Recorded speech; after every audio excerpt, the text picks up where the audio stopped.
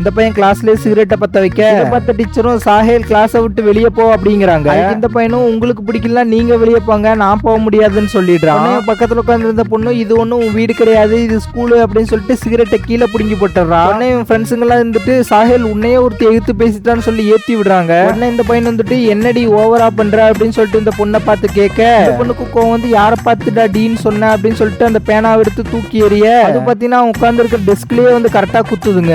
பார்த்த உடனே ஐயோ இவட்ட வாலாட்ட கொடுத்து போல அப்படின்னு சொல்லிட்டு இவன் பயந்துட்டு படுத்துக்கிறான். அப்புறமா இவன் பாத்தீங்கன்னா கிளாஸ் எல்லாம் முடிஞ்சதுக்கு அப்புறம் பிரேக் டைம்ல இவன் ஃப்ரெண்டுங்க கிட்ட என்ன பேசுறான்னு பாத்தீங்கன்னா அவகிட்ட மோதுறது எனக்கு என்னமோ சரியா பட்டு வரல அதனால பாத்தீங்கன்னா நான் அவளை லவ் பண்ணலான் இருக்கேன் அப்படிங்கிறான்.